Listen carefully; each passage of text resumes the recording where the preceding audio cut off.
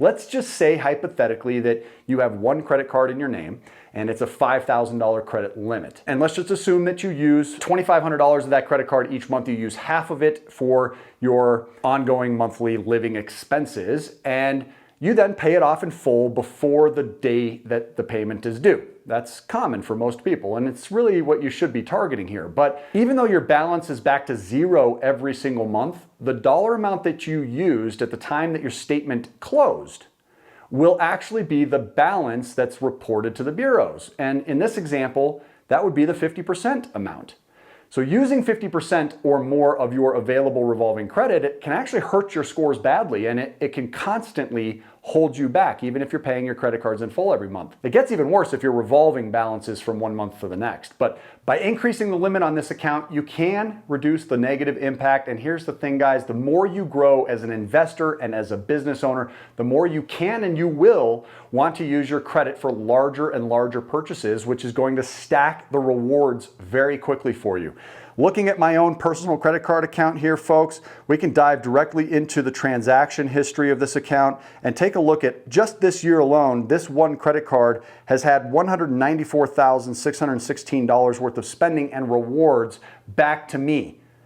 Why would I spend almost $200,000 on this one credit card and not receive something back? We have made thousands and thousands of dollars in rewards from our bank by doing it this way. And here's another key factor for you to consider. Anybody who's been around a long time knows that things almost always take a lot longer than you expect they will. They cost a lot more than you think they're going to. Take this property, for example, guys. This budget has me run up from $30,000 originally to nearly $50,000 right now, and we're still a month behind.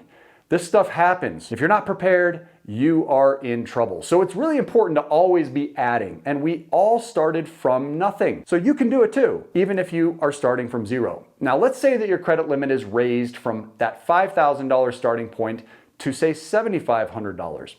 When you spend $2,500 the next month in order to collect rewards for your monthly expenses, you're now gonna only be penalized for using 1/3 of your available limit instead of half. And the credit scoring formula is designed to reward you every time your utilization ratios are lower and penalize you every time your utilization ratios go higher.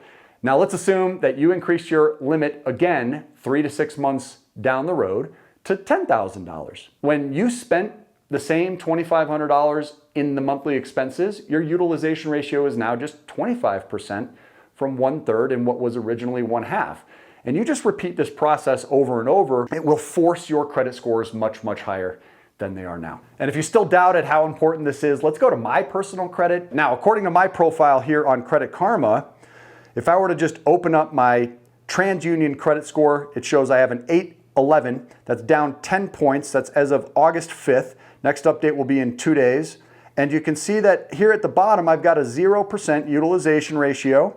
No credit cards being used. I've got 3 hard inquiries, 4 years, 2 months, obviously working against me in terms of the average. And if I were to just click on this utilization ratio, you'll see that I have a $92,000 total limit with just $320 being reported. That's the 0%. But if you bounce over to the, let's say, Discover Card account, whereby I have my FICO score being reported, it shows that I have just a 749 with a 781 previous score, a 32-point reduction.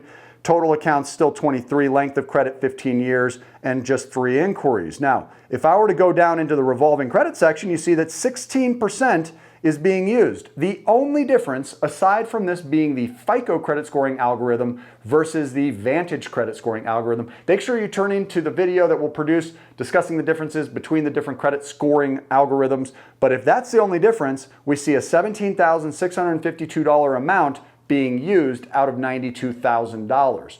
That, my friend, is a huge impact to my credit scores. Keep in mind, $17,000 out of $92,000 is still under 20% utilization, and my scores are getting hammered for it.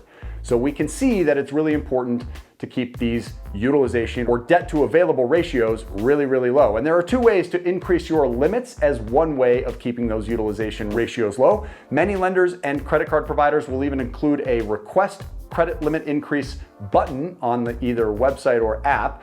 While this can be a convenient method, it often requires a hard credit inquiry. And that's harmful to your scores, guys. It can cost you between 2 to 25 points by having a hard inquiry added to your credit report. Now, since our goal is obviously to increase your credit scores at all times, this is best prevented if at all possible, especially if your credit scores aren't already strong. You wouldn't want them to do a hard inquiry and simply be declined because your credit doesn't look good enough. Now, the alternative is to call your creditor and actually speak with someone on the phone. And I actually recommend that you insist that you are in the process of considering real estate and are not in a position to authorize them to pull your credit. You do not want any inquiries on your credit report, and would they be willing to extend a credit limit increase for you based on your payment history with them so far? It's important to be very clear about this, folks. You've got to be assertive. Do not approve a credit inquiry and repeat it. Don't be afraid to say it over and over. Remember, you're recorded, and if they refuse to approve you without it, no problem.